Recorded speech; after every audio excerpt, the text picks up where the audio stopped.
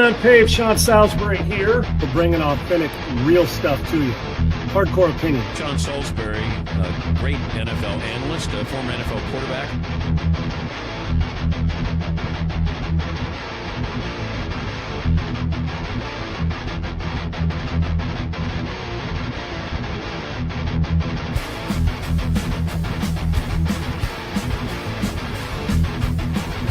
To me, Tom Brady is the GOAT because he's done more with less than any player at that position we've ever had.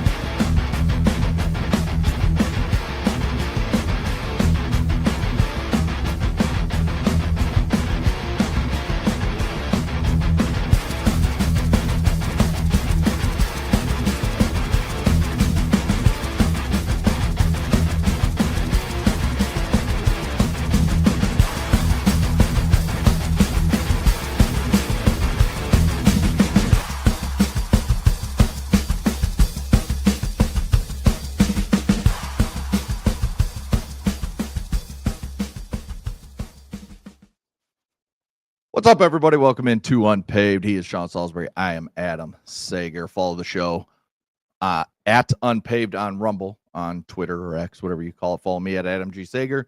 Sean, of course, at Sean Unfiltered. And like and subscribe to the YouTube channel at Unpaved Sean Salisbury. It'll give you notifications every day when we go live, Monday through Friday. Sean, we were just talking before the show about it being National Signing Day yesterday. Signings are flowing into today, but we're seeing, like we do every year, just flips. And now we know a lot of times, especially when it's these big time recruits, it's about the money and it's openly out there, as opposed to 10 years ago it was all hush hush. But this guy all of a sudden flipped from Clemson to Alabama or Alabama to Clemson, and it's just such a different time with all the money flowing in this sport right now that everything is changing so fast in college athletics. Well, Segs, good to see you today, brother. Yep. And hopefully, I'll be in a normal setting now instead of a hotel room with lights behind me, like I'm trying to tone down the atmosphere. Oh, let's turn the lights down. Right now, there you go. It's good to be with you, my man, here in Alabama and on NSR Day. Well, I would have met or on NSR, but on recruiting, signing day with. Throughout all this, and continues to go on. And like you mentioned, Tuscaloosa not far down the road, they'll be happy, and all that goes on in the SEC and with this. But you're right, Segs, it did. It used to be okay, who cheated? Who flipped that kid? Who cheated? What new cars Pop's driving now? And now it's just like jumped in. Yeah, let's see. Well, Otani got his. The high school 17-year-old recruit got his. Trout got his free. You start to go right now. They're just all mixed into one. It's lumped in, right? NFL free agency, NIL, National Signing Day. But the true segs with all this is, and guys flipping quarterbacks going here, and like people going nuts. And I'm sure there's even parents that are like, wait a second. Oh, we thought you were going there. Now I got to go buy a new hat or sweater or T-shirt or hoodie. But the truth is, Segs, I can remember back in mine. Now, it wasn't made as big a deal back then. I can remember Bob Lee. Remember when ESPN started that recruiting? When I was getting recruited, just to hear Bob Lee say your name, it was like and that was his top recruit in the country. Nowadays, it's like, oh my gosh, going haywire, and you're putting money in your back pocket. But life-changing days for these kids, right, Segs, and their families, all those things. And when you think about what, less than 5 or 4% actually set foot on a college campus and all this. And then you talk about the Division I part of it, all those things that go on. That's why NSR can help. We'll get to that. And thank you, Lucy, for the nice compliment. But, just having people recognize and understand that you're out there is important. But congratulations to all these guys. And my Trojans sit at the top, at least now, as a number one, recruiting class in the country and much needed. Now it goes to the developmental side, Segs, which I almost think, Segs, gets kind of lost in translation. You get them in just the banter, right? We go from, man, top recruiting class, oh, man, what happened? These guys are underachievers, as opposed to in between there, if you got a 5-star and you recruited him and evaluated him properly, did he stay a 5-star? We see it happen all the time, Segs. Go in a great player, we never hear from him again, or go in a guy who's not a great player, and, man, he's been developed right, and look at him now. Right. And then the transfer portal comes in if he's at a smaller school. But that developmental part of this, and we got some teams here in the playoffs, Segs, and we talked about it, that are in the playoff right now that have done a great job of not only recruiting, but developing these players to give them a chance to do what they're doing at a lot of these positions. So we always talk about wins and losses, but in order to win games, you better understand with your coaches in the developmental process, not only to be able to recruit them, and money helps now, that's the great equalizer, but while they're there, do you continue to keep them hungry and competitive without leaving? And then, as we know, Segs, the recruiting signing day may be, throughout this week, but guess what? When you have them there, you're still recruiting the cats that are on campus. Yes. That you never had to do before. So good on them, but it's always nice because, people love the banter. It's like NFL draft, and recruiting's the same way because the pride they have in their school moment. Where's Michigan sit right now? Say, I'm not being honest. I think they're right around 15. Right around okay, 10. yeah, I figured. Right. They lost someone today, but then they're gaining on some, and that's just, you never know. And you mentioned USC.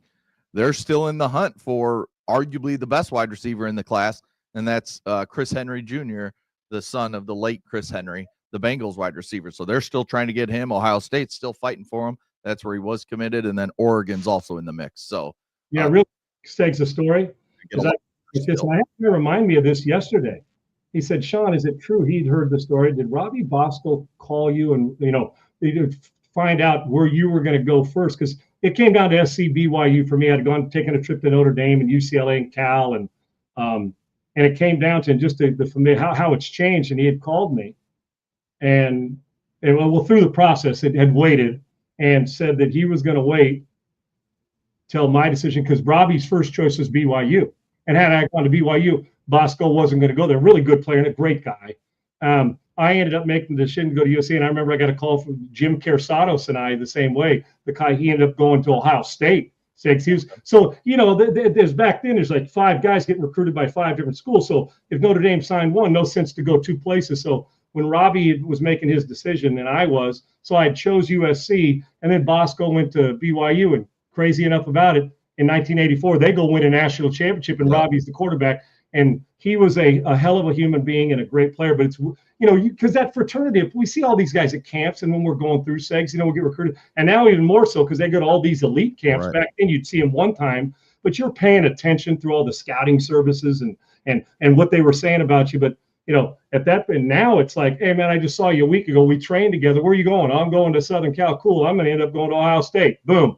There you go. So how it's changed, but the communication, because the truth is everybody makes a big deal of it. Most of these cats have been at camps and are friends anyway, but now with the portal, it's no sense in 2 5-star recruits showing up to the same place because eventually that quarterback room, if you have 5 of them, are going to end up 3 of them are going to end up playing somewhere else anyway. So it was a reminder of that story. And Robbie went on to win his national title and was a great player at college. And then unfortunately injury set him back in the NFL, but was I think a 3rd-round draft pick by the Packers. So, but he's got the ring that I didn't quite get, Seg. So it's weird how it all works out. Yeah. Yes, for sure. Before we get to Thursday night football, almost said Monday night. It's only Thursday. Thursday night football. We got a good game tonight, especially if you like offense. But tell me about Augusta Precious Metals. Yeah, which means we'll take the under tonight, right? Seg? Yeah, probably. It'll be 17-14. Augusta Precious Metals, great partner for us, and so grateful for their relationship with us. But I was late to the Precious Metals party. I know I say it often, but I'm just trying to, sometimes we got to hit ourselves over the head with the sledgehammer saying, if this is this valuable, precious metals and gold, why aren't more people, or a lot of people are, why aren't you or me doing this? Well, I am, and so are you, I hope. And watching games and stuff as we go through in football and sports, the time's ticking, man. You got 60-minute game and you get to play another one. But sometimes in life, as we're going through it, you try to stay calm, make right decisions. But in life, in your retirement and your confidence in retirement, sometimes if you wait too long for your retirement, guess what? You don't get a chance to go back 30 years and make up for it, or 5 years and say, I should have jumped on some precious metals. I should have jumped on gold and that tangible asset in your hand. And Augusta Precious Metals, not only as a partner, I've been following them and talking to their team, which also helps me, but helps you. Now, listen, if you're trying to retire with confidence or prepare for retirement with confidence, what's going on. We're $38 million in debt. $38 trillion. It's going to push 40 in the next year or so. And that affects Segs, it affects me, it affects you, it affects everybody, billionaire, everybody in between. So why in the world wouldn't we want something that, I don't want to say there's no guarantees in life, but You see it going up, gold, and it's not going anywhere but up. Why wouldn't you secure your retirement with those precious metals that Washington doesn't make all your decisions for you? Isn't it nice to have something in your hand where they don't get to make the decisions for you? And what Augusta Precious Metals has come up with too, and it's brilliant, is they put together a short free guide called the $40 trillion debt report. And it's so important because it's an easy read. It's a quick read. Take a minute and go over that. If you're talking about your future, sometimes we can throw a pick and come back the next series. If you throw a pick when it comes to not getting involved in gold or Washington deciding your future because you weren't involved with gold and Augusta Precious Metals, and they're so good at explaining it and educating you. They don't want you to do it unless you're educated about it. Why would you? It's your money and it's your future and it's your retirement. So get in there and get this $40 trillion threat report. Again, almost $40 trillion in debt. Are you kidding me?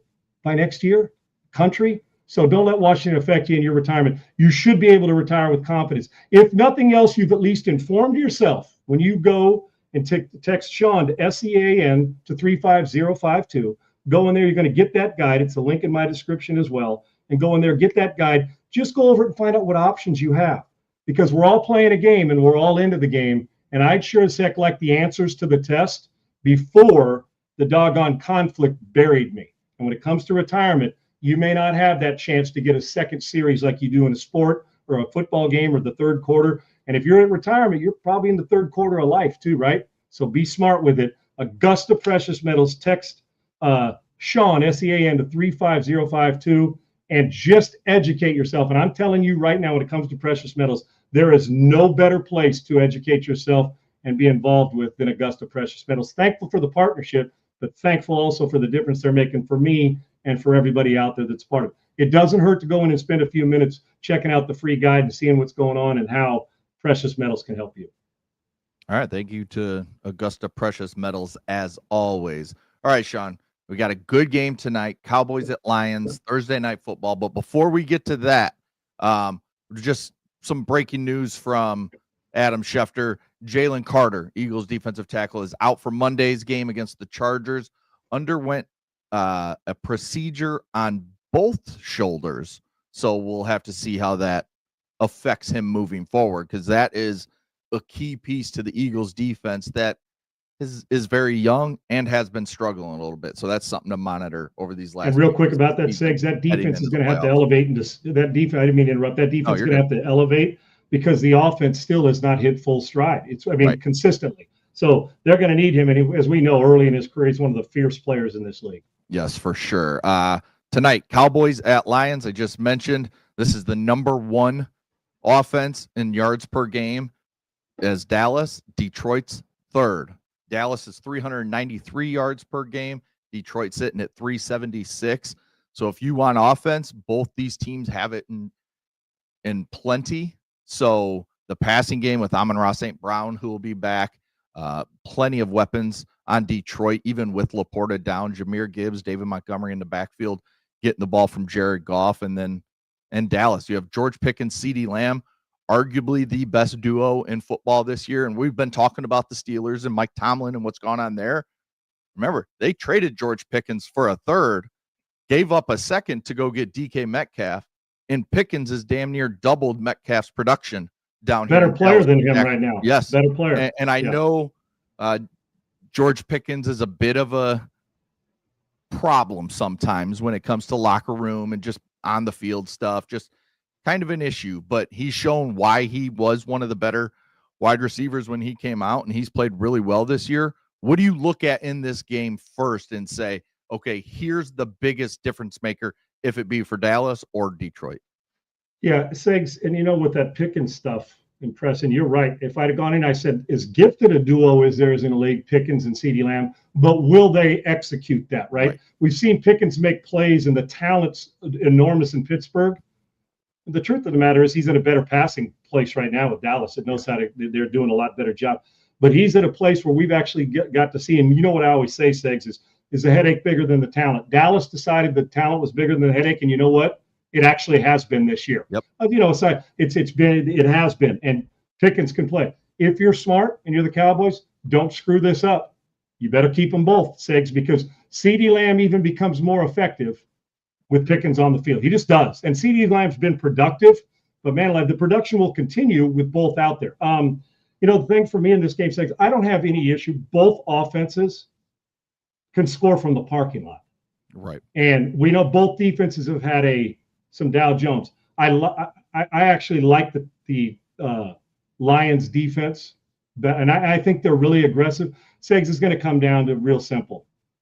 I think both offenses are going to move. I haven't even looked at the number on the over-under yet, but you would think going in that if you have half a brain, you would think take the over in this because it's going to be the weather's not going to affect it regardless of what it is because it wouldn't matter where you played it. It's you cover up the facility, right? Yep. Segs, if I asked you right now, who do you have more confidence in going forward this year with what you've seen the last month? What would you tell me? Oof, it's tough. It's tough because one thing I had written down, and you didn't know I had written this down, the last 3 games each team has played, Cowboys beat the Raiders 33-16, beat the Eagles 24-21, beat, I wrote that wrong because they haven't beat Detroit. They beat Philly 31-28, right? Or who'd they play on Thanksgiving? That's what I'm trying to remember. No, Kansas City. They beat Kansas City. I wrote down Detroit. And then the Lions 3 weeks ago lost to Philly 16-9, only scored 9 points. New York Giants beat them 34-27 in a high-scoring affair where Jameis had that touchdown catch, and the Giants were actually up in that game, if you remember, pretty big early on. And then they come back and lose to the Green Bay Packers 31-24 on Thanksgiving. So right now, over the last month, you got to like the way Dallas is trending because they've played some good teams. They've beat them, whereas Detroit's played some good teams and lost to them and struggled with the New York Giants.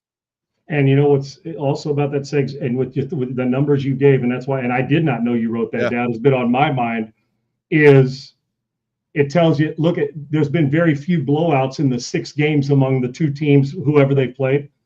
It tells you the Dallas Cowboys, what it tells me when you're winning close games, even if it's ugly, that the Dallas Cowboys are learning how to win close games. In those 3 games, Detroit's lost, even when they won, it's been close, but when they've lost a close one, that the Cowboys are closing better than the Lions are now. Listen, when you look at the array of talent on the field, the obvious thing look at it is that offense will be the key in this game. But there's got to be a sense of urgency for both because neither team should be very comfortable, Segs, with where they're sitting in their position, confidence-wise. But I'm talking about in their playoff situation. I know must-wins 4 or 5 weeks before the season's over a little overboard, but I think you have to preach that, Segs. And I'll be honest with you. Right now, the way that Schottenheimer's got his team going, and as much as I love Dan Campbell, Dan's got some stuff to fix, being the fact that he's calling plays as well. And I know that both teams get a little greedy offensively, and in the play calling, Detroit's got a lot more greedy. I think it comes down to this tonight. If Detroit dominates the run game, Detroit's winning this game. I don't know what the stats will be for the quarterbacks. They got to dominate the run game and be committed to that, and then get off the field on 3rd downs at times with the Cowboys. I like Detroit in a close one in this. I think confidence, but I'm going to tell you, Segs, if we come on this show tomorrow and Dallas has gone in there and won, I think they're going to end up rolling through and finding a way to the playoffs. But I'm going to tell you what, I will not be shocked because I think Dak Prescott's as underappreciated as we have in the league. I do. And the reason why, Segs, is because of sometimes in big moments, sometimes when the defense falters and he's got to be in a shootout and throws a pick late, it's all on, even though he put 38 on the board. I'm talking about the past. Finished his second in the MVP a couple years ago, overcomes another injury, is just a good dude, but on the field, every single week, I'm thinking, why in the world is it? And he's had to transform his game, Segs, mix a little running, but he's becoming so much more efficient in the pocket. I think he's highly underappreciated. And there's this part of me that wants to think the Cowboys are going to go on the road and take care of their business anyway. But I don't like the way Detroit's playing. And we talked about that basketball game last night, Segs. We did about Arkansas and the way they're playing in Louisville. Look what happened. One was on fire. They got punched in the mouth early and couldn't overcome it, and Arkansas wins the game. I actually think if Dallas will punch quick, you could bury Detroit and make them chase and get mistakes. Detroit's got to come out fast in the first quarter, dominate the first quarter. The team that runs the ball the most and the best tonight wins this football game. Yeah, and I mean, just looking at it to wrap this up, your wild cards right now in the NFC. You have the Seattle Seahawks at 9-3. You have the Green Bay Packers at 8-3-1 due to that tie with Dallas. And then you have the San Francisco 49ers at 9-4. These are the next two teams out. 7-5, the Detroit Lions. They're the 8 seed. And then you have the Dallas Cowboys at 6-5-1. So, I mean, they're right there trying to work their way into the playoffs, but you have some really, really good records in the NFC, and it's going to be tough for maybe even both these teams if San Francisco and company in front keep winning. So tell me, it's real rich for somebody to say out there that you don't need must wins this far away from. No, they do. Yes, and it is. And so I put it on there. And if the Cowboys are able with that record sakes to roll through and get to the playoffs, you know what it'll tell you? That's as hot a team as there is in the league going into January. They are dangerous. No doubt. They are dangerous if they make the playoffs. Moving on, something that happened a couple days ago, but didn't get to it yesterday with all the playoff committee stuff. Lane Kiffin has allowed Charlie Weis, and Ole Miss has taken Charlie Weis back for the college football playoff. What do you think of this move? Is it because I've heard some people say right move by Lane to let Charlie go back. He kind of looked bad when he forced the assistants to come right away when they're not necessarily needed that bad when it comes to recruiting. Yes, it helps to have them, but if the players know that Charlie Weis is coming, that helps them make a decision. But then I've also seen people say Ole Miss are kind of, going back on what they said about Lane not coaching. So they should be letting Lane coach if they're going to let Charlie Weis coach. I don't have a problem with this either way. I think Lane made the right decision to let him coach. And I think Ole Miss is right to take him back to give these kids the best chance to win in the college football playoff. And I think everybody's fine right now. But everybody likes to make an issue of everything. I'm all in on this, Segs. I don't know why it's a problem. And the head coach and the coordinator are different. In LSU, Lane knows how to recruit. He can get by a week. Yes. Or throughout the playoff, depending on how long Ole Miss goes. He can still recruit because the truth is, Lane knows who the guys that Charlie's going to go out and recruit on the road. Lane is just going to have to do a little more legwork as a recruiter. He just is. So that's the only thing. It ain't like, oh man, I just interviewed Charlie Weis. He was at another school. I'm talking about for Lane at LSU, and I got to figure out what kind of offense we're going to run. We already know that. Yep. So the only reason you want Charlie Weis around right now, if you're LSU and you're Lane Kiffin, is what, Segs? To have him go out and recruit and do all that and glad hand, right, and get the stuff and just the organizational stuff. Lane can handle that because Charlie can finish Lane's sentences at this point in the career, and he knows how to do it. So that's one, and Lane's a good salesman. He sends him back, and if Ole Miss fans are mad, don't be mad. Why? Your better chance to win in the playoff is having Charlie Weis there, so Pete can just focus on special teams, defense, and let Charlie do his thing. Because if you didn't, well, our assistants can do it. No, it's not that easy to be a play caller. It's easier to be an X's and O's guy, but a play caller that gets in rhythm, so you don't have to worry about it. And it's not like Charlie's coming back and doesn't know what they're going to put in for the system. He knows it. It's great for Ole Miss. It's great for Pete, the head coach, and it's great for Ole Miss it gives them if you're an Ole Miss alum, doesn't it give you a better chance to win? Put your ego and your angry at Lane aside. And it's also a good ass kiss by Lane. It's a makeup call. He could have been a prick and said, no, Charlie, if you go, you're fired. You're not coming back to LSU. Let him go. Charlie wants to go help. And you know what I like about this?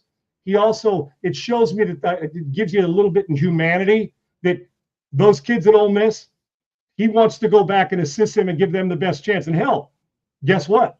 If Charlie goes back and they win a national championship, he's going to bring a ring with him back to LSU and say, see what you missed out on, joking with him, right? So I don't see one negative about this. Ole Miss gets gets a guy who gets it. Lane Kiffin can handle recruiting. LSU's not going they're done. And Ole Miss has a chance. And the best chance for the Ole Miss team and fans to succeed is by having Charlie call the plays so Pete doesn't have to train another assistant, to call plays. This is a brilliant move by both. And it's a good PR move by Lane not to stifle Charlie and not to stifle Ole Miss. And it's not going to bother LSU at all. We talked so much yesterday about the what ifs when it came to Notre Dame, Miami, Texas, BYU, all these discussions, Alabama, Georgia, and we didn't get to talk Ole Miss. Ole Miss was ranked 6th.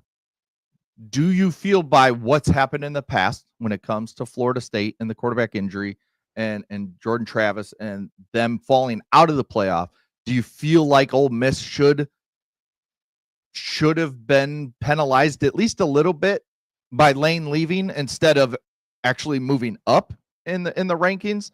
And so they actually got help after their head coach, who just signed one of the biggest deals we've ever seen when it comes to yearly salaries for a coach in college football, yet they went up. And then a couple of years ago, Florida State falls out because they lose their quarterback. Where do you see this whole thing in terms of should Ole Miss be punished for this? Yeah, great question, Siggs. I think what helps, I'm being honest about this, because you know how important I tell you staff is, right? Assistant coaches. Had Pete and Charlie and Lane all left, I think it would have hit him worse, because you lose the entire core of your coaching staff. Having Pete stay there, that keeps a little continuity, is important. And the truth of the matter is they're taking into account that the quarterback's got the ball in his hand 80 times a game. The coach doesn't get to affect it that way. He gets to call the play, still got to execute it. Right. I thought that it would have affected him a little more, even if it was one slot, Snags. You know what I mean? Moving back. It was never going to affect him enough to push him out. Right. Because now, quarterback, what if the quarterback said, I'm transferring right now because I don't want him to go recruit and I'm leaving as well? That would have been a different story if he said, you know what, forget it. I'm not even playing this damn thing out. I'm done. I know that under the rules and all that, the timing, but you get my point, right, Snags, when I'm a little hyperbolic. But I don't think, and remember, Charlie, they had made the decision with Charlie to go back before last Tuesday night stuff, right? What they did it was Tuesday during the day, yes. Added a little more continuity for Ole Miss. So, yeah, a little surprising, Segs.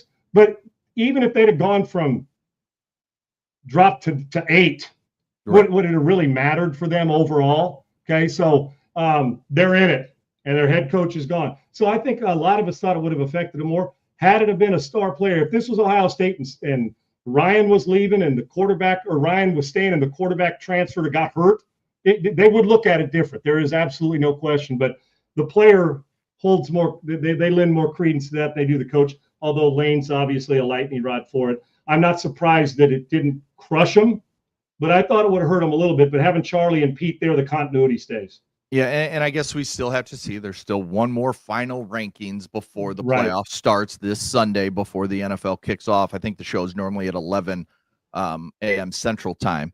But Ole Miss could still fall. And why I say that is the 5-6 spots are so important in this college football playoff. If you don't have one of those buys, you desperately want the 5 or 6, especially with the way things look this year. Because you're either playing Virginia if you're the 5 or the 6. So where Ole Miss sits right now, Virginia's probably the best team because they're a power 4 team and they're a big school. And then they've had a hell of a year, Siggs. They've had a hell of a year. They played really good football. And then the 5 seed plays the G5 team, North Texas, Tulane, JMU, whoever gets in that spot. Now, if Virginia loses, 2 of those teams are in. And the 5 and 6 get to play those teams. So that's why I say, I wonder if we still see some movement, especially if like Alabama wins. Do they jump them up some and maybe put them in that 6 spot and move everybody back a spot and then figure out the rest as it goes? Who'd Ole Miss lose to, Sex? Who's their loss? I'm blanking right off the top of my head. Was it Alabama? While you're looking. Trying to think. They got beat by Bama. I'm pretty sure. That's in my Georgia, mind. Georgia. Okay, it was Georgia. That's exactly right. Yes, it was Georgia. And we sat there and talked about it and watched it on TV anyway. Yes, 43-35. Okay. And I guess what was a better loss, A&M's loss or Ole Miss? I'm going with a point here. A hot Texas team or Georgia at the time? Probably Ole Miss's. Would you consider that a better loss still? Right. I think you would get some arguing because some actually thought at times that, well, maybe A&M should be moved up ahead of IU. You know, that argument in the 2 through 4 spot. So no argument there, but it could be very simple. You're right. After the last one, they may move back. They may move. 5 and 6 is important, but with that in mind, how far would they move back, Siggs? Where are you moving them? Just to 7. I'm not saying drop them to like 10, but with those games, the way they're draw, right? Yes. Yeah. If you're 7 right now, you're playing 10. So it would be Texas A&M, Notre Dame. That's a big And difference going from Notre Dame to Virginia or JMU or something. And here's what you're talking about, Sigs, about, well, should it have hit worse? And while there's continuity, but if I'm the committee, why would I reward Ole Miss Right. for with their head coach leaving? Because Lane does make a difference. Let's make no mistake 100%. about it. So, and that's why this spot that you're talking about, that I won't be. I mean, would you be shocked if the 6 and 7 flipped? I mean, in their minds going forward? No. I mean, who, if they both played today, who's better? A&M or Ole Miss? Who would you pick? I'm just using those two as an example. Probably A&M. Okay, me too. Just maybe defensively a little bit, right? Yeah. With the losing lane. So with that, you're exactly right. So I think more importantly, well, why are they dropping? But the 5-6 hole are important on, like you said, on the draw and who you would get to play. So that may come into play. But with one more to go, don't be shocked if it does happen because of that. But what you can't do is all of a sudden say, well, we're rewarding Ole Miss by losing their head coach. It just doesn't make sense considering the landscape of college football and the slotting of this, no doubt. Yes, it'll be interesting to see. Now, one discussion we did have yesterday a lot about was Notre Dame, Miami. We all know Miami beat Notre Dame early in the season and then lost a couple games, especially some they shouldn't have lost, Louisville included, while Notre Dame started off 0-2 and then rattled off 10 straight double-digit wins. So where do you stand on this? Well, Mario Cristobal, he voiced his opinion on this, and we have video of it that we'll play in just a second. But he's essentially saying the resume leans towards the Hurricanes. Now, yes, that's their coach, but I think when you look at it, I think he's right. Here's what Mario Cristobal had to say about Notre Dame. And we've won 10 games, just like, you know, we're being compared to, obviously, to Notre Dame in a lot of different forms and fashions, but the totality of our resume got just as strong or stronger than anybody else. And after their first 2 losses, right, their resume got stronger, but when you break it down, those 10 games, 2 were against group of 5 opponents. And of the other 8 games, 6 of those games were against defenses that were ranked 105 and beyond, right? 105 to 127. So I think when you start looking at the true facts surrounding a resume and how a resume is actually built, I think all those things will be taken into account. And I respectfully will always provide any and all information to whoever it is necessary so we could have a fair and honest judgment and decision on what is the reality, that we're the best and most deserving team. I mean, that's a pretty good argument right there. And you know, Segs, what I love, he didn't have to belabor a point and hang on it very long. He gave a couple good facts and said, now you tell me why he's wrong. And you know Sean, what he's saying? You know what he's saying, Segs? Is while Miami's a brand, Notre Dame's a bigger brand to the committee. Yeah. What other reason would they be? Because they love good play. I mean, a hell of a talent, great player. What's the reason that Notre Dame's ahead of Miami? And the other Cristobal just told you, played a group of 5, yep, and then defenses at 100 plus or worse. That's not to say Notre Dame's not a good football team, but Miami, if Miami gets snubbed, it's going to be a bad gig. It just is. So yep, if somehow, some way they get okey doked, because right now where they're sitting, and I thought he handled it calmly and great. I don't know, unless you're a Notre Dame, take yourself out of your love for Miami or Notre Dame. Is it possibly because the one loss, what was it, the SMU, Segs? Is that what was SMU bad and, loss? And Louisville. They got 2 of them. Yeah, but was the one loss, the loss to SMU, I think, is the one, like Texas with Florida holding over their head.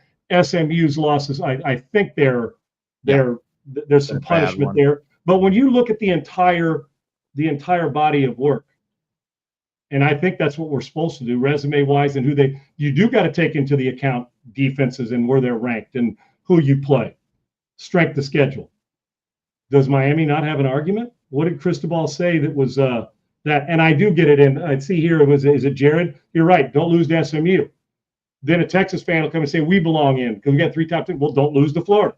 And right. Listen, Segs, unless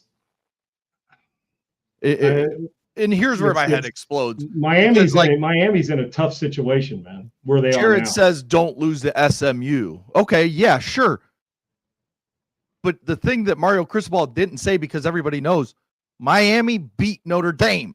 Right. They He didn't even beat have the to team say in that. front of Right. them. So Right. you can't say don't lose to SMU. No, you beat Notre Dame. Like, Okay. you beat the team in front of you. That's where I go crazy here. Like, you have the head-to-head. Use Okay, it. who's got both got 2 losses, right, Segs? Yeah. Okay. And then you heard Mario shape up Notre Dame's the defense they played in a group of 5. Right. And Miami beat Notre Dame. So basically now in this case, with all the facts in, you're telling me that Miami's victory over Notre Dame doesn't hold water with where they're ranked, correct? Yeah. You're not telling me that, the committee is, correct? Yeah, that's what it seems Okay, like. so once again, real quick, how does Miami get in the playoff? Under these circumstances, you tell me how they get in.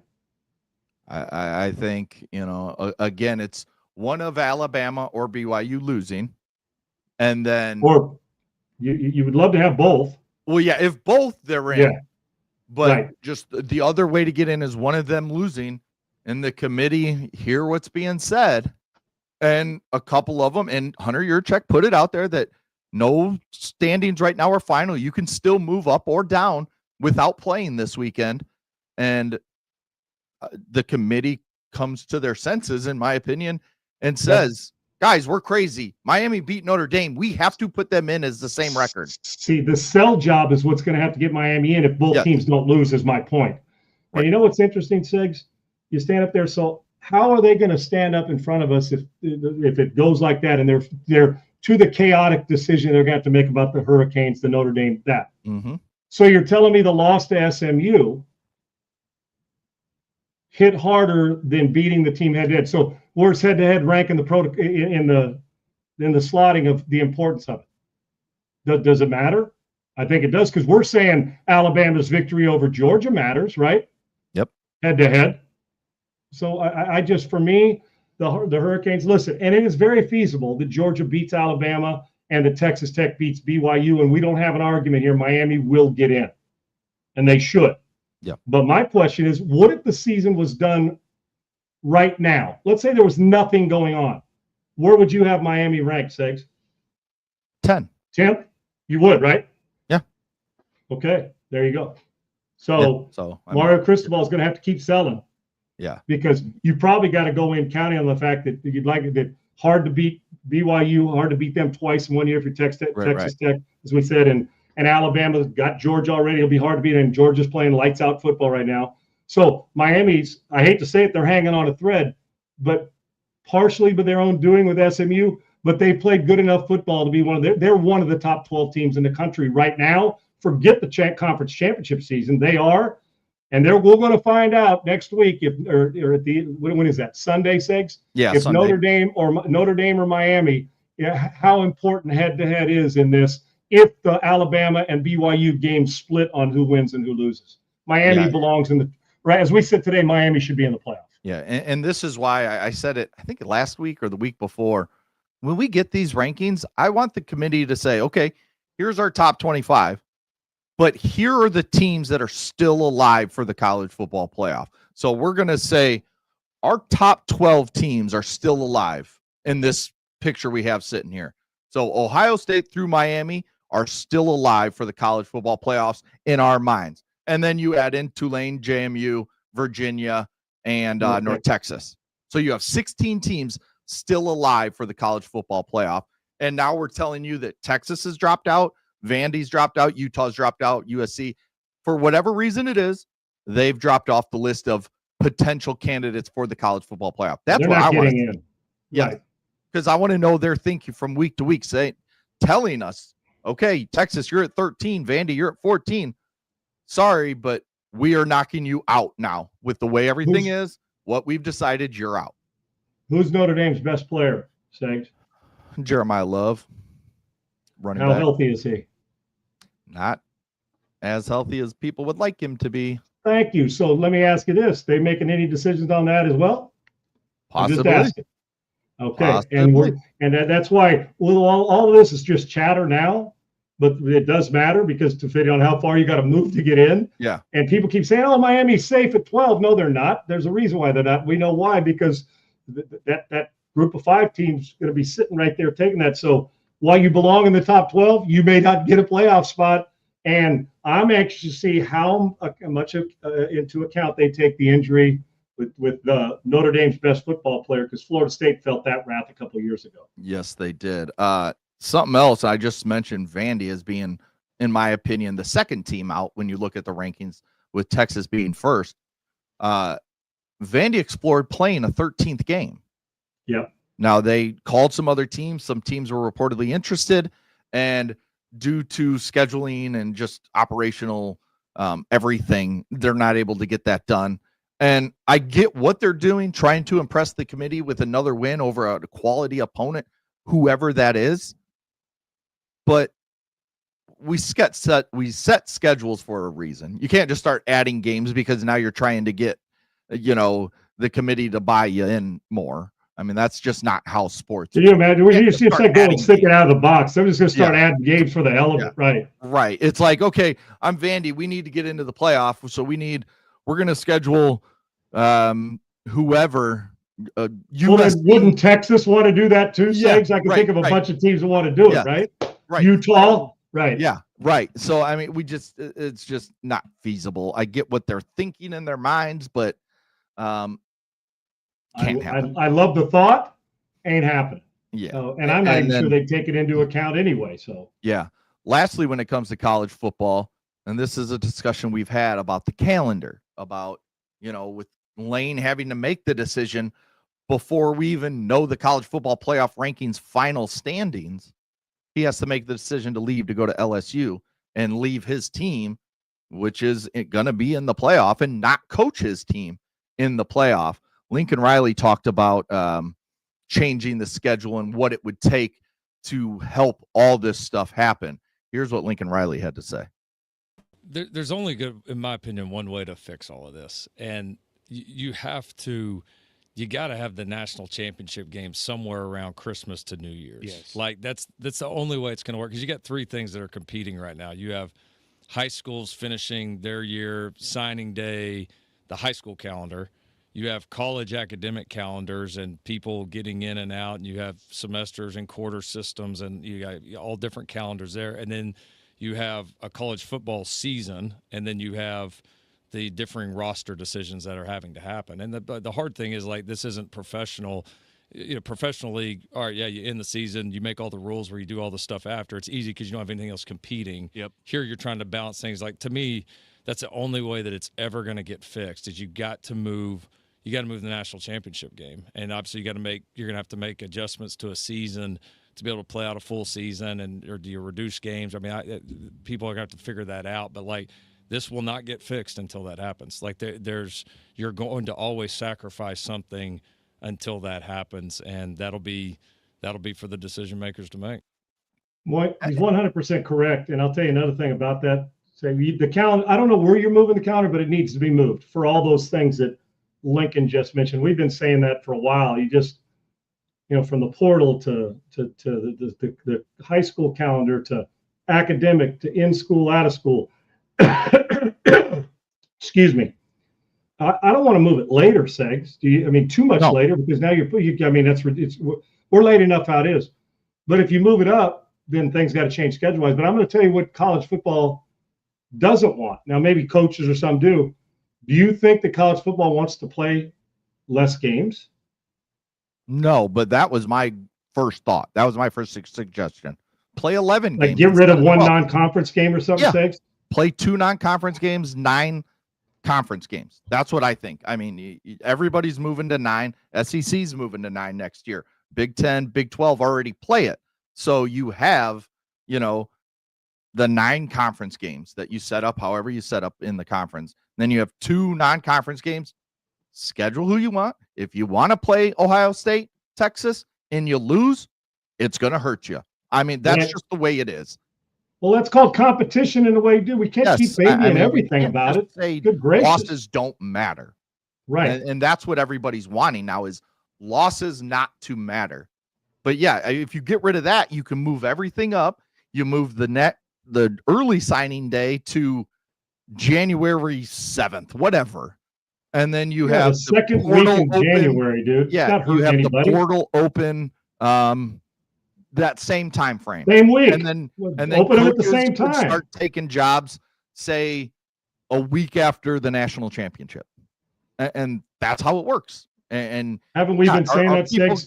Let all of them. Then you just have a free. And I think what made for think what we do for the Heisman Trophy for the week and the one day. Right. Yeah. You know, because I always say, man, why don't we just do the Heisman Trophy at the end of the playoff? Because you're still playing games. To me, it matters. It just does. And not no disrespect to my guy Reggie Bush, because I love him. He had a great year. Had they done it after the national title, Vince Young would have won the Heisman Trophy that year. But move that back. Move those. There's when it comes to the coaching. And think what kind of week you could make, Segs, or 2 week thing. Think about this. What kind of free-for-all would it do for college football and the optics if it was open like baseball or NFL free agency on a certain date and time? Yeah. You know, a guy gets fired, we can hire another guy right now. Can you imagine? Now nobody's at a disadvantage, nobody's at an advantage, and coaches are not going to leave the guys that they were supposed to be coaching hanging. That's part of it. Right. But as far as all this goes, it's not a fractured system. The system is it's a compound fracture, and it is shattered. It's broken in half. So we got to fix it. And there's not just one way. Lincoln got some good points, and there's some other people. And like I said, there's no logic in putting in a position to make these guys make decisions to leave the team with a portal and how the playoff works and how the committee. Hell, name one part of the thing that's not broken when it comes to college football. Recruiting's weird. Yep. NIL's out of its mind. Transfer portal's out of its mind. Leaving coaching while they're doing it, and how many dates and times we let it. The dates are out of time. Early signing periods now become a wacko. Tell me what is fixed. Nothing. The players when they're on the field playing good football. Other than that, what's not need? What doesn't need fixed and put a cast on? Right. All of it. So we got to fix it, and a bunch of grown people can't. Yeah, it's insanity right now, the way they're trying to do all this, and you can't. And if you had it all going, kids can still, if you have it, you could do it January 3rd. Because I know a big thing that coaches love about it right now with the early signing day is those kids that sign, if they've graduated, if they have the requirements to graduate high school, they can come right away and enter school, and then they can be a part of practices as they lead up to bowl games. So they're really getting good info, hard practices right away, learning stuff. Bryce Underwood for Michigan, he was there. I mean, all these freshmen, Malachi Toney at Miami, he was at Miami early, getting work in, and that allows them to get stuff in before spring, and then they kind of have that momentum. Let me be the counterpoint to that. So you are 100% correct. Speaking of Underwood and players, but what's the difference? Am I basing my program on a high school senior and when he can come watch us play during these games? Or am I basing my team that if it pushes that guy back where he's going in January as opposed to being around the bowl season and the playoffs, right? In truth, Segs, he still got all the way. They still got spring practice. In truth, am I now catering to the 17-year-old who's not on my roster as opposed, wants to be, but isn't going to help me in the game? Right. As opposed to catering to the guys who've busted ass by moving it a couple weeks. In truth, to me, and you're right, but can't we push that back a little, Segs, and get to the point? Because how many of those guys are going to impact their team? And in truth, you learn it. And the coaches aren't stopping down to train you at that point in time. They're trying to get ready to win a national championship and win a playoff game. Right. You're just close to the optics, and it looks good. And in truth, some of the guys that'll do that a year later are going to be playing somewhere else anyway. So it's just a flawed system, and they need to fix it. And you know who else would like it if they did that? The NFL. Absolutely. They would quit encroaching on their playoffs, and I'm sure the NFL would love that if they were done by Christmas, and then the playoffs involve basically college football's free agency. Even early January, because the last regular season games, early January for the NFL, then they get the whole month of January to themselves when it comes to football viewing. Right, exactly. Switching over to the NBA, and I said we don't talk a lot of NBA. We're going to talk a little bit here. Chris Paul sent home from the LA Clippers. He's announced this is going to be his last season. They're going to allow him to move on. It's reportedly been bad in LA to the point that Chris Paul, his style was not meshing with players, with coaches, with Tyronn Lue. One point he asked to have a meeting with Tyronn Lue about the way things were going. And Lue basically sent an assistant coach just to be like, hey, you're getting sent home. Like, we're just not going to have you around anymore. So it's kind of a shitty way for a really, really good career that Chris Paul's had, a Hall of Fame career, to end. Now, maybe he latches on with someone else, but he's not the player. He should have retired 3 years ago. But when you're making that much money, I get why you stay on and you're a shell of yourself and you want that money at the end. But this is part of the problems with these major contracts. These guys are getting so late in their career that when they're bad, they still think they're good, but they have no business being in the NBA anymore. He's going to jump into the category as one of the great players without a championship ring. Okay. Yes. Yes. Got close, never closed it out. I'm going to take a different take to this, Eggs. You're right. Shitty. Kind of optics look bad, right? You just didn't let the guy. He did it in the middle of the night. We see that a lot now because people are cowards and don't want to go face to face with a guy and just look at him in the eyes and say, dude, you're just not for us. The lawyering, the criticism in the building because you've been around it all and making it tougher on players. Listen, and Chris Paul's got a reputation for being hard on players. Some call that leadership. Some call that a headache, right? Throughout his career. He's at the stage now you get a hall pass when it comes to that leadership. Maybe it's sometimes being overcritical because he's been in the league a long time, right? Got a lot of skin in the game. Yeah. But I'm going to take the other side, Segs. This player empowerment. Why are I'm just using them as an example. Why are they obligated? Now, when you look at the organization, the Clippers, they've had a few problems in their organization, haven't they, Segs, whether it's the owner and his race issues or what, there's always something, whether it's getting all these players and never being able to close it out, underachieving, whatever it's been. So I ask you this. Let's compartmentalize for 1 second. Why are they obligated to keep a guy that's not helping them, that they don't think can help them, that they believe's a headache in the clubhouse, in the locker room? That's basically that's what lawyering means, meaning you are everything. You got your hand and trying to have you immerse yourself into everything. This is it's not personal against Chris Paul. They're making it personal. That's fine.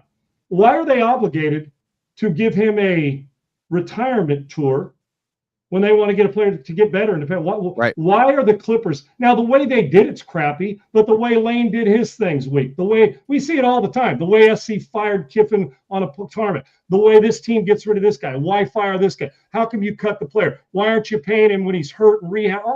We could talk forever about how shitty organizations are to players and vice versa. But I'm just asking one simple question: why am I obligated just because I want to be a good guy to have a guy on my roster that they're basically saying, Sigs, we're not at Christmas yet. We're early in the season. Yeah. That they've already figured out he's not good for us and the other cats on this team. It's just not good for what we're trying to do. The lawyering, we're tired of it. Why are they obligated to keep him there? So it's a feel-good story. So you go on these these national television shows and you can appeal and other players say, man, the way the Clippers handled that, what a bunch of dogs, man. I can't believe they did that. Yet in the whole process, the Clippers have decided, they own it, it's their team, that he's too big of a headache for them, my term, not theirs, lawyering basically theirs. But why in the world am I obligated to send a guy on a retirement tour just because he had a great career? Hell, have him go do it somewhere else. Yeah. Okay, let me ask you this. Is he going to retire? What's the team, when he goes in the Hall of Fame, I don't even know if they do this in the NBA, Segs. I can't even remember. Yeah, I don't think jersey. What jersey would he choose? He ain't going to choose the Clippers now. Yeah, who would he choose? He's been on Rockets. He's been a lot of places. Well, what would he choose? I don't know the answer, but my point is, so I got to appease him for that for 65 more games or whatever it is, 60 games. I don't know. I don't either.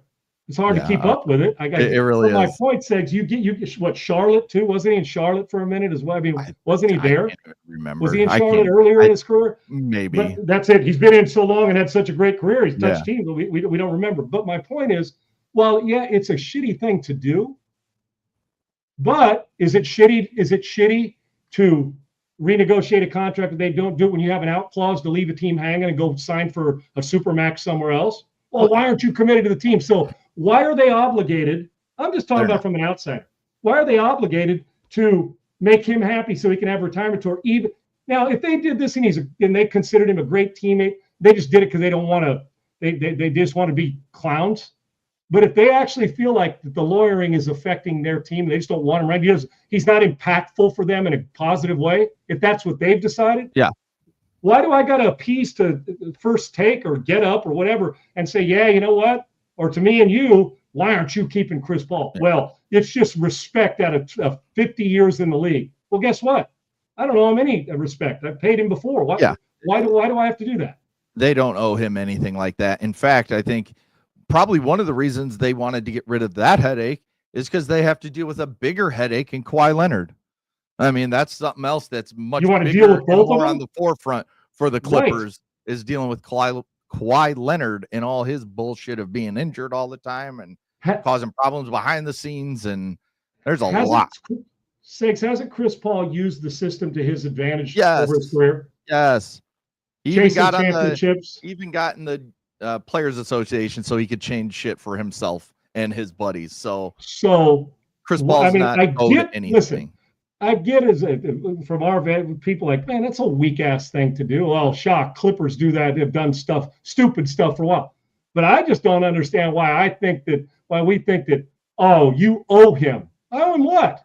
Now, I would owe him if he was a great teammate and we thought he was going to be productive, or they've decided with their money that they don't want him around. I don't have a problem with it, man. I just don't. Somebody will probably have money, leadership, and the rest of it. Like I said, for some, Chris Paul's a great leader at this stage of his career. For others, and has been a great leader. For others, some may not want the headache or the lawyering that goes on. So the Clippers decided we don't want it anymore. And when they make that decision, it can't just be, well, he said he got in a disagreement with one player. This has to be something that's festered for them, and they didn't want to deal with it. It's weak doing it at 3 a.m. There ain't no doubt about that. Yeah. Overnight. So I honestly, to me, this is in and out. It ain't anything that's on my mind for the next week. I don't give a rat's ass. Yeah. Chris Paul's buddy, LeBron, he's here we go. I knew this was coming. He's played in 5 games this season. Pulling up his numbers right now. He's at 15 points a game. We're at 4 rebounds a game and 7 assists. So not what LeBron's known for. He's known for scoring, putting up big numbers and all this stuff. But we had an incident a few days back. They're playing the Suns. Luka's bringing the ball up, and you see J.J. Redick's yelling out a play call, and he's yelling for LeBron, who's on the floor, one of the 5 players on the court. What's LeBron doing?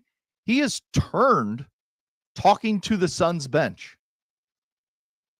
Just turned and talking to them, not paying attention to anything, to the point that Luka got it, brought it up, and J.J. Redick got pissed, called a timeout. What did LeBron do when the timeout was called? He sat there and talked to the Suns players longer. I mean, if you're J.J. Redick, you're trying to build a team with Austin Reeves and Luka Doncic and whoever else they got on that roster. You're trying to win games. LeBron seems like he's more interested in just kind of coasting along. We've seen some incidents happen. Yeah, just having fun with some buddies on the sidelines, whatever. We've seen some incidents where Luka's gotten into some, face-to-face kind of hard foul situations, and LeBron just kind of sits back, doesn't really do anything. And people are questioning, is LeBron not liking the fact that Luka has taken over this team since being traded there last year? He's a better player. The way it looks right now, LeBron's 41 years old or about to be 41 years old. Shit needs to change because LeBron is not the guy. We have all the bullshit with his son getting drafted. We know because he's his son, and then playing in that first game when he has no business being in the NBA right now. Another tail end to a career. Why do we give him a hall pass on this, Sigs? I don't know. There's not, LeBron's earned it. He's played 20 years. Of course he's a great player. Yeah. But he's still in uniform. 5 guys. What if that would have been, I don't care who somebody not named LeBron or Luka that's just a bench player. What would everybody be saying? Cut him. You got to get rid of him. He's a distraction to the team. He is not all in. He's doing this on purpose. So you reserve the right, because you've had a great career, to wave off the coach, do whatever you want, and basically say, I'm bigger than the organization. He used to be. He ain't now, Right. but he's been great. So my question is, it's LeBron. That's cool. Or he gets a hall pass at this stage of his career to do stuff like this. Yet LeBron, year 5, would have never done this. He'd have went and grabbed the guy, I'd like to hope, and brought him over. So what are you doing? And probably would have had the guy run out of the building and fired the coach for letting it happen. Yeah. When he was a player. So I just don't. And people are going to talk more about, it's Braun. Braun. Don't be surprised if Chris Paul ends up playing point guard for them as well. Oh, yeah. I'm Don't be kidding, shocked. but I'm dead I serious. wouldn't be So shocked at all. if you're JJ Redick, can you just let this go, or the Lakers, and say, oh man, LeBron's got this. It's okay. We're in a basketball game, but we can play 4-on-5 when we want, or call a timeout. He knows the game well enough. He doesn't have to come over here. Listen, I love LeBron's game.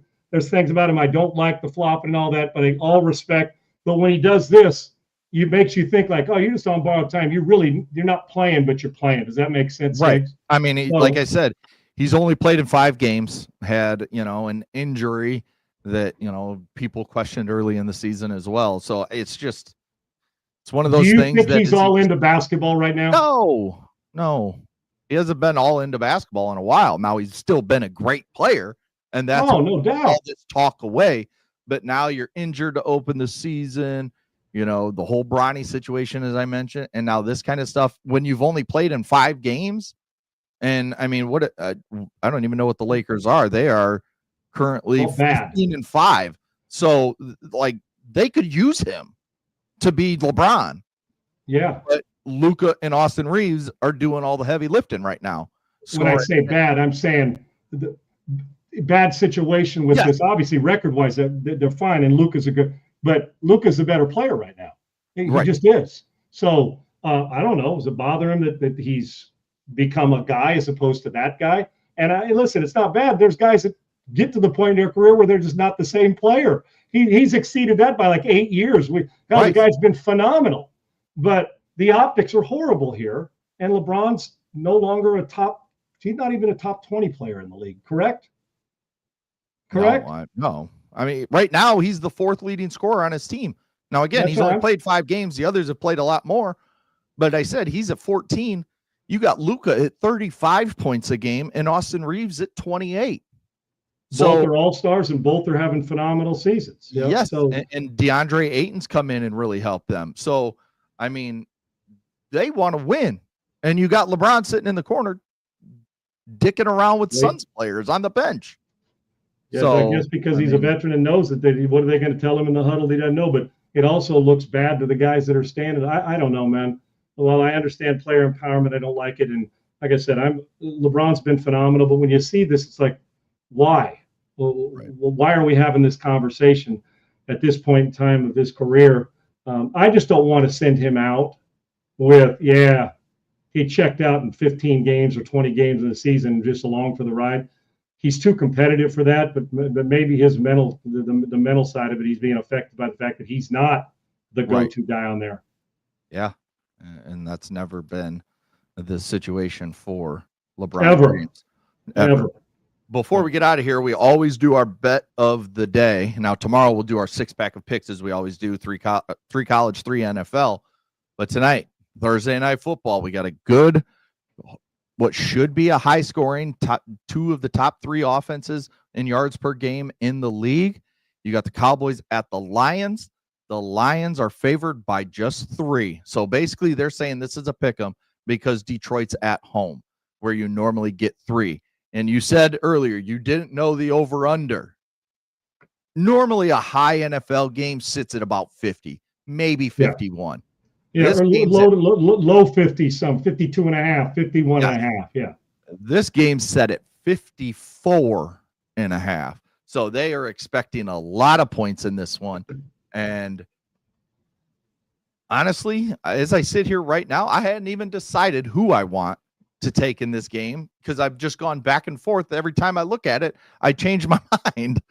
But I think in the end, I'm going – see, my heart says pick Dallas. You want Dallas to win as a Bears fan. But in my head, if I'm actually betting it and I'm putting money, and I probably will throw a little bit of money on this game. I'm going to. I'm taking the Lions minus the 3 since they're at home, and give me the under. See, on mine, and did this line start out at 3.5? Because on the side I'm looking at, It might have been, and it's gone down, which tells you, the sharps that you're on to something. ESPN, which I use right now, it has jumped to 3.5. So at the beginning of the show, when I wrote it down, it was 3. Now it's 3.5. So it's going the other way to see, because I had it at 3.5, and I'm saying, man, this is a field goal game for me. So my propensity would be to take the Cowboys at +3 going on. The Lions have to get to a point where they need to play great football again. Sakes, think about it. First game of the year, we're like, what's going on with them? Then they ran through that for a couple of weeks. We're like, oh, they don't miss Ben Johnson much at all, right? And then we got back into what the hell's going on, and now they'll go from 4th down on 4th and 27, but in the middle of the second quarter, backed up at their own 20. But the 3.5 is a little concerning to me. If I'm betting it tonight, which I am, you like the under. I don't like the under. I think both offenses are going to be geared and smart. I think this is a 31-28 type game. I do. 31-27. I think the safer bet for me is to take the over in the game. I feel like it's obvious, and amateurs, we all, and I love the bet, love the over, love the favorite. But in this game tonight at home, I think there's a sense of urgency that both have to play with. Advantage at home a little bit, Detroit. 3.5, I would lean towards the Cowboys. I would. But I'm betting the over on the game. I actually think it's going to be up near the 60s. Okay. Yeah, so I'll say you said 31-28. I like that. I'll say 28-24, which puts me just under, about 3 points under. And that gives me the Detroit winning with the 3.5 by 4. So that's what I'm going to pick. I just think the passing game. If you come out of this game with if it hits like I think, Segs, we're talking 800 yards of offense tonight. Yeah. If it hits like I think it's going to hit, the Cowboys are probably, they're not as efficient running it as Detroit is, but Detroit, part of the run game also to limit Dallas's possessions. Because there's some injuries on Detroit, the back end as well, Segs, that Dallas will try to exploit, right? So I like the over in the game, but it's always tough. If this was being played somewhere outdoors in inclement weather, I'd say they're going to have to grind it out. But I just think both offenses they got such good bandwidth. I like the over in the game. Seems obvious, and sometimes I get a little nervous with that. I'm taking, and I think Amon-Ra's going to be fine. Give me, and he didn't have a great game last week, right, Siggs? No. I mean, laid some balls on the ground with his hand. That doesn't happen to him very often. I think it was last week. Thanksgiving screws me up. I think on Thanksgiving. Yeah, that's where I get screwed up. We dropped him, right. But I like the over, obvious, but I like the over in the football game. Yeah, and it'll be interesting to see if Dan Campbell and company come out knowing how good, and really you could look at both teams and say the exact same thing.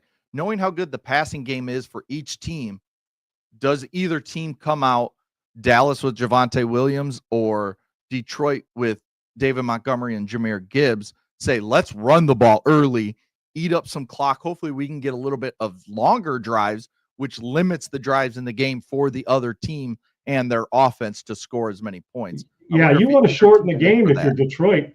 It's odd, Segs. We're saying Detroit. You want to shorten the game? I mean, you got all the offense. We always look at them as explosive. Laporta, right, Segs? Yep. I mean, there's that. So you do want to. I think at times, maybe more in college than the NFL, but at times time of possession can be overrated, because if you can score from the parking lot, score quick, that time of possession doesn't mean diddly squat to me, right? I mean, if you can go score, you're one of those 7-play teams and you're in the end zone. But I do think tonight, the way the Cowboys have, the confidence is growing offensively, weapons-wise, and Detroit a little banged up, I think that you have to take advantage of the run game and do everything you can to limit the Cowboys' possessions, because this also could be one of those games where punters get awful bored, Segs, if it's going the way both offenses want it to go. So I am going to stick with the over and throw a little on there for sure. Yeah, definitely will tonight. That'll do it for us today. Tomorrow, we got plenty to talk about. Like I said, we do our 6-pack of picks as we do every single Friday, 3 NFL, 3 college games. We'll start breaking down conference championship weekend. Go ahead. Yeah, I was going to say, Isaiah, I just want to make sure, because like I said, the games from a Sunday to a Thursday, back to a Sunday, and now to this Thursday, I know he got hurt in the game, St. Brown, but Segs, when did I see him lay the ball and drop a couple balls? Was it early in the game or was it the week before? That's what I was. It Sunday like before? I said, it might have been a week ago Sunday, but he doesn't. The ball doesn't get it. He doesn't leave many. It's Right. one together. But the injury is more my concern. The injury is more the concern because that ball doesn't hit the ground much. What's in his catch radius? Yeah. But I just think that and be alert for both teams, especially Detroit's play action. I just hope Detroit doesn't get too cute when it comes to the in red zone and double reverse and have the running back throw the pass. Get your shit right, Dan. You know what wins games. No gimmicks. They come at the right time and line up and play football. Don't let the gimmicks and the fourth down 6 times get you beat, because you're not going to make the playoffs if this continues. And they're too good to miss the playoffs. I'm glad you said that, because last year when they were really good and they had Ben Johnson running things and things were clicking, running and throwing the ball, you could live with those cute plays every once in a while when you're winning games. Now you're 7-5. You're outside the playoffs as we speak right now. You got to play against a good Dallas Cowboys offense tonight. If you lose and you threw a couple trick plays in there that don't work, fans are going to start looking at you and being like, okay, Dan Campbell, was it Ben Johnson? Was it Aaron Glenn for the defense? What are you really doing here with us? Because maybe your coordinators aren't the guys that you got right now. I can dick around at 10-2. Yes. And looking at home field advantage throughout the playoffs. When the objects are closer in that side view mirror than they appear, you might want to just line up and play good solid football and save the gimmicks for another time. Just rely on your best players to do what they no do doubt. best. Because if you give the Cowboys a short field, Segs, by going forward to midfield, they will beat you in your building. 100%. All right. Fun show today. We got conference championship weekend. We'll look ahead. We've done all the looking ahead to the college football playoff rankings, but we'll look ahead to conference championship weekend. Who do we think, like in the SEC? The Big Ten has a big matchup that nobody's talking about. We have 1-2 playing, and it's like I saw someone rate the games this weekend, and that game was like 6th of all the conference championship games. Do they think Ohio State's going to curb stomp them? No, I think it's just because both teams are in. Both teams are probably getting buys, so it really doesn't matter in the big like the old flip-flop version. Bam, bam, yeah. State in Indiana, you want to win the Big Ten. You want that number 1 seed rolling into the playoffs. But I think overall in the country, it's like, game day's going to Atlanta for the SEC championship because that's their conference. Of course they are. But, there's just other games that I guess mean more when it comes to the college football playoff picture and all that kind of stuff. So we'll start looking at that. We'll look ahead to the NFL weekend. And then one other NBA topic I want to hit on probably later in the show tomorrow. Giannis Antetokounmpo is now asking for a trade, reportedly asked for a trade in the summer just to the Knicks. They couldn't figure out a deal. He is now back asking for a trade to get out of Milwaukee to go to a contender. You know who wanted him, Segs? You know who wanted him all off season but didn't pull it out when we got KD? You know who wants to jump into that fray, right? Yes, the Houston Rockets. Well, at least that was talked this up. That's exactly. Yeah, you got to give a lot of core and a lot of picks. If you're doing that, Şengün's going and a couple more. Yeah, a couple more. That's right. Thompson. So I don't know if they're going to jump into it, Segs, but that talk was in Houston was epic all off season until KD quieted it down, obviously. But that's going to be a hot topic on basketball for a while until it gets done or doesn't, one way or the other. So we can just kind of start discussing that. What we think of him asking for the trade now. What does it take to get to this point where you demand a trade from the team you've been with your entire career that developed you into the player you are now because you weren't that guy when you walked into the league? So I think we can just talk about different angles to the trade request from Giannis Antetokounmpo. So we'll be back here tomorrow, 1 p.m. Eastern, noon Central. Thanks to Triple E. Thanks to Laura. Thanks to Bailey, as always, behind the scenes, making our show go. Follow, like, and subscribe the YouTube channel at Unpaved Sean Salisbury. we're rolling, and it's almost, gosh, we blink, college football is going to be over. Yeah. And we blink, and we're going to be watching another fun Saturday. I love championship weekend. Sakes. Yes. Can't wait. It's big games. So we'll be back tomorrow, 1 p.m. Eastern, noon Central. Peace. UNPAVED, Sean Salisbury here. We're bringing authentic, real stuff to you. Hardcore opinion. Sean Salisbury, a great NFL analyst, a former NFL quarterback.